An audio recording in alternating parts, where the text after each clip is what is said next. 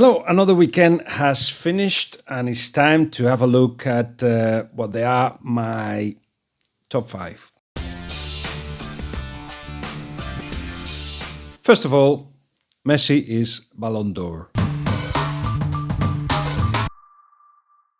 And something that in the past it would have been a celebration of the talent of one player, perhaps a little bit of an argument, now has become a crucial part of the football calendar. A lot of people look at an individual trophy in a collective game as something very important.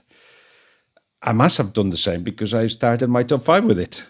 But I'm doing it as well because I'm hearing a debate which I want to be part of. Who is better or who had a better year, Messi or Van Dijk? I'm not sure how you can compare both, and they both have been fantastic. The first thing to say is that the influence of both in their teams is huge. I'm just looking at some of the data from stats from Van Dijk. They used to concede 40 to 50 goals, and since he arrived, or last season, for instance, just 22. The last defeat in the Premier League was on the 3rd of January, and that is a sign of a team that's solid, that doesn't concede goals, for instance. In 286 one-on-one situations, Van Dijk has been involved in those in 2019. He's come out on top in 76.2% of them, which is more than any other defender in Europe, top five leagues. Unbelievable. There's more actually. He went a whole year without an opponent being able to dribble past him. And his success rate in contesting aerial balls, according to Opta, is 86.2%. Outstanding. Puts him ahead of anybody else in terms of defending. Messi, 50 plus goals, around 30 assists. I'm talking from memory. It doesn't matter. He's very influential in Barcelona. That's not always good news. It means that nobody else is doing a little bit the job that they have to do. Certainly not Griezmann this season. Luis Suarez for the whole year. Just not enough of them. So Messi has to do more. The thing that puts Messi ahead is two in my eyes. They're both consistent, Van Dijk and Messi. They both perform when it matters as well in the big games. And I think for me, two of the best games that Messi had was against Liverpool in the semi-finals of the Champions League. So forget the result if we're talking about individual performances. All in all, they are perhaps their two most influential players. And Van Dijk in defensive positions, but also in offensive positions, because he's been involved in 11 goals for Liverpool, and that includes 8 that he scored himself. There's all that. I think the thing that takes it for me, I said 2, but I'll say just 1, not to take this video too long, is that Di Stefano used to say that to defend, you need a hammer. And then you just break whatever you find on the way. To attack, you need to build. It's like building a house. To build a house, you need to study, to take to go to university, to learn how to do that. It's got so much related to it that you have to, I agree with that position as well, you have to admit that it's more difficult to attack than to defend. Especially at a time where there is such good defenders everywhere, but also defensive structures. And also, they know Messi so much, but still scores goals, still wins games like the one against Atletico Madrid that we'll talk about next, and still does it practically all the time. So that's what takes it for me. Messi has had a very, very good year, and so has Van Dijk. Not much separating them. Look, Salah is the third, so it tells you what kind of season Liverpool have had. I miss in those top 3, even in the top 5, somebody from Manchester City. It's interesting to see that despite all the domestic titles, there is no individual recognition. And one day we'll have to explore that a little bit. But meanwhile, I think Messi's ahead of anybody else in the world. Best player ever in my eyes for many reasons. Next, it has to be the fantastic game at the Wanda Metropolitano between Atletico Madrid and Barcelona. Now, it was a game that could have gone either way, but the headlines and the covers of the newspapers will be given, of course, to Messi and to Barcelona because they took the 3 points right at the end.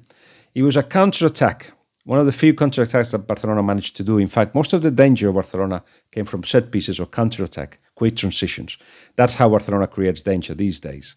Griezmann had one in which he volleyed the ball high up.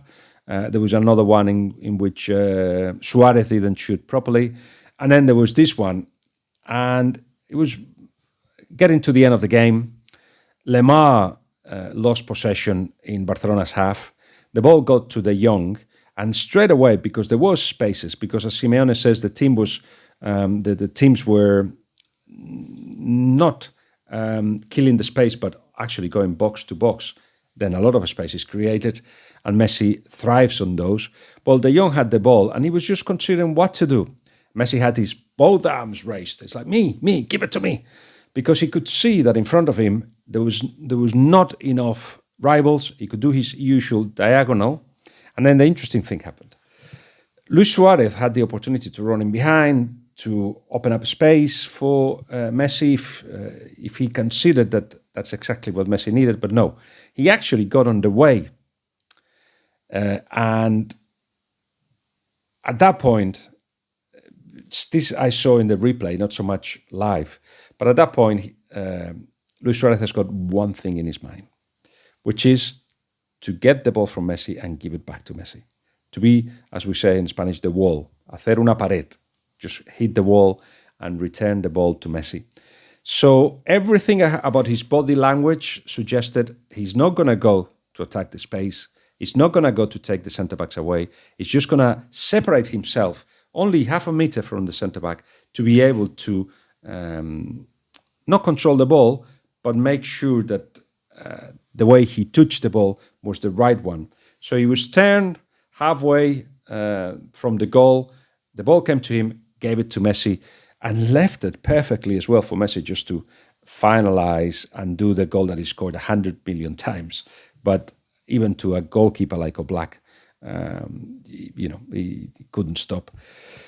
Barcelona needed the other Messi, the Messi on goal, Ter Stegen, who was fantastic, had two amazing saves that could have meant something else.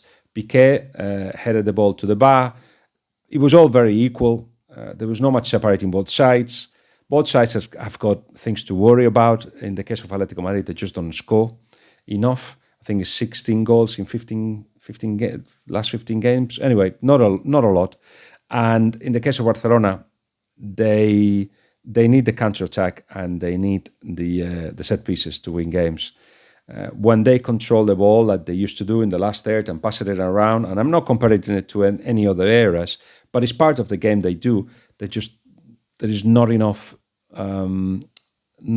danger being created that way, basically. Partly it's down to Griezmann. Two things to say about Griezmann. The first one that was disgusting, that Atletico Madrid fans were asking for him to die. Like that. La Liga is going to look into it. Sadly, Guillermo Amor, the representative of Barcelona that tends to talk at the end of games, he thought, the public is free to shout whatever they want, and I don't agree with that. Of course, they're not. Respect above everything. And there are things that shouldn't be said.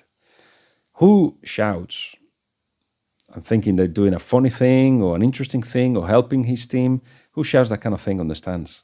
And why'd you go to football to do that? It's so alien to my way of thinking and understanding and what I feel about other people. But that's one thing, and Atletico Madrid will be fined for it somehow and punished. Secondly, in the way he plays, Griezmann has got a huge problem. It is adaptation, but it is adaptation to be a different kind of Griezmann, to the Griezmann that he has been. With Real Sociedad, he was more of a winger, had more pace. Now, he's not that fast. He doesn't dribble. He doesn't look for 1v1s. He's a guy that influences the game in the middle, in central areas. in behind a striker or two. Linking up, 1-2s, maybe running behind sometimes, clever movements certainly, helping the team at all cost. But that's the area that Messi uses. So how can you manage to get them both working the same way? I don't know. Or, quite clearly, Griezmann knows that he's got to submit to the Messi rule, the fact that Messi wins games, you have to adapt to the way he plays. But what is there left for Griezmann to do? And I don't think he knows. And I don't think we've seen it. Neymar, remember, because he's pacey and he can dribble, he will start from the left-hand side. A lot of the time, running behind, far away from the ball, but the ball will get to him because Messi will get it to him. Griezmann don't do that enough. And a lot of the times, Neymar will dribble and create also his own 1-2s.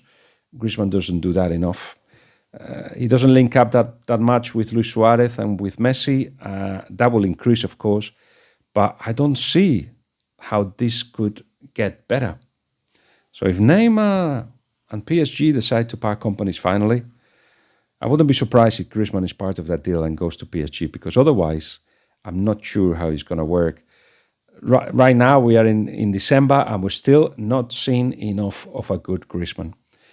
Not even when he went to Atletico Madrid at the Wanda Metropolitano and faced his old team. There was not enough of Griezmann. Now, that was a result that means that Atletico Madrid is 6 points away from the top, which is not a lot. And it's a very competitive league. It's good to see Sevilla there, Real Sociedad top 4, Getafe already involved in European positions. So it is a very exciting season in Spain. And I think a lot of teams will drop points too. It's good to see Real Madrid playing well as well. And that goes against what I was saying at the beginning of the season. Said in a different way, I was judging the Real Madrid that we were seeing at the season. It was Real Madrid that didn't have players on form. Physically, they're not well. There wasn't much tactical being done about it. It was just Zidane was waiting that rotations worked, that individual players, or the individual quality started to resurface, and it has done. Now there are players with a lot of quality, and we knew that they always had that, but on good form as well. Casemiro, crucial. Kroos, doing really, really well. Modric, getting close to his best level as well. But Valverde, who is perhaps Real Madrid's best midfielder this season. Of course, Benzema has maintained his level. Bale was a little bit anonymous at the weekend. And you see when Rodrigo comes in, he seems to influence the game too. Marcelo and Isco had played a part at the weekend as well. And I was surprised to see Isco because I thought that there was no space for him, and perhaps there won't be in big games. But he did. He had a good game. I still think he does too much of the. He drops very deep, almost at the line of the centre backs, and that's not where he should be. He should be in the last third, influencing the game there. When he does that and influences the game, he's a good player. He's a very good player. By the way, we said it many times, but I insist on it. He will be linked to Manchester City again. They never wanted him, and Pep Guardiola has never wanted him, and he won't want him now either. So it looks like Zidane would like to keep the squad as it is. There's a big rumour in Spain that Pogba is forcing his situation, that he has recovered, that he hasn't recovered, or he's slowing down his recovery. This is the rumour in Spain, slowing down his recovery because he wants to force his way out to Madrid. I am convinced that Pogba wants to go to Madrid. We know that. I am convinced that Madrid would like to take him. I don't think Manchester United want to sell, and I don't believe that he's slowing his recovery. He was wearing a cast about 10 days ago. It was a serious injury, one that is going to take a while to recover, and that's what I believe. That's the information I've got. What happens this January, I don't think Real Madrid will go for him, but that's my impression at the moment. It's a guess. It's an educated guess, just because they feel that the investment that will require is something that you should sort out by now and not leave it by January. In the summer, it's a different story. So we'll see. And that was the third point I wanted to make to you. Let's talk a little bit of Unai Emery and Arsenal. Not so much of Unai Emery, actually. I think I've said enough what I feel about the sacking. It was one of those situations in which I tried to put a completely different point across to you. So you had the other side, if you like, a little bit. It was an untenable situation, one that results accelerated, of course. But what next?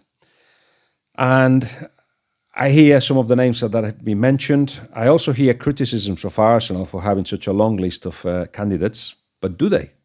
Or is it a media list? When you mention the likes of Allegri or Ancelotti, Arteta, Patrick Vieira, Brendan Rodgers, all those, is that a media list or an Arsenal list? I believe one of the players that really want is Patrick Vieira, if he's ready for it, if he wants to make it. He would be a candidate, a serious candidate. I know that Mikel Arteta was offered the job and he will have the chance to have the job again at some point. And I wanted to stick with Patrick Vieira and with Mikel Arteta. They will define the kind of profile that I believe they're looking for, Arsenal is looking for, which is one of a former Arsenal man who knows the team and who is a brave approach into who's got to lead next, which reminds you a little bit of where Arsene Wenger was when he first arrived to Arsenal. A known quantity for many, but with the bigger picture in his head.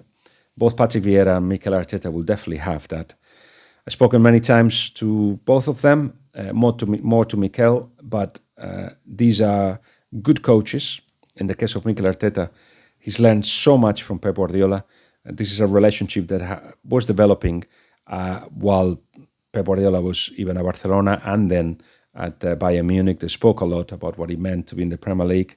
They connected. It was clear that Arteta was going to be part of his coaching staff.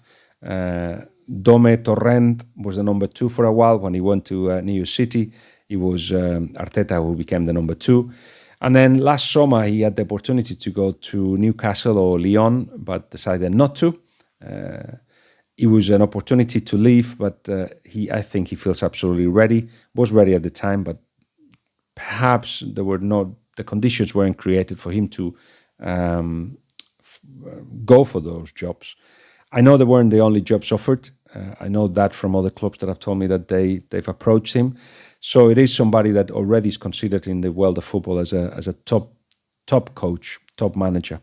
So why not give him the chance to go at Arsenal and spend a long time there, just getting it wrong, getting it right, more right than wrong, and then just developing the identity. I don't really know what the Arsenal way is anymore, but football moves on, and Arsenal way will be something that can be created based on possession, on pace, on good spectacle. I think both Patrick Vieira and Mikel Arteta will be able to provide that. And now it's down to how brave the club is. So both of them will be considered. I'm pretty sure about it. And who they give the job to will indicate a little bit how brave they are. The last part of this top 5 is a little plug to my podcast, the Pew Football Podcast, which comes out this week. And you'll be getting in all the usual podcast homes, whatever you get your podcasts from. It is my excuse to communicate with you, to tell you stories, and to share with you some of my conversations with big names of football. There are long conversations in some cases, so I've reduced it to the most interesting parts for you, and that includes from Van Dijk to Pep Guardiola to Jordi Cruyff, to Martin Odegaard, Rafa Benitez, Jurgen Klopp, Eddie Howe, Naeem, Zabaleta, Gab McCarthy, Rafael Honigstein, Stuart Webber, Bill Bessick, even Gary Neville. So this is a drop I'm going to do with 6 podcasts where I'll look at the past and present of football, stories, anecdotes, way of understanding the game, things I've learned from them, and just conversations that takes us from football to other places. All that will be in the Pure Football podcast. I hope you can listen to it. More importantly, I hope that if you do, you suggest new things to do, or you correct me in the wrong things that I do, or you tell me how I can improve. I hope you can be part of that, my new adventure in the podcast world. And I'm already preparing another drop of 6 more for after Christmas, well after Christmas, because this one will go for a little bit. Anyway, that's it for Top 5, and I'll be talking to you very soon. Thanks for watching.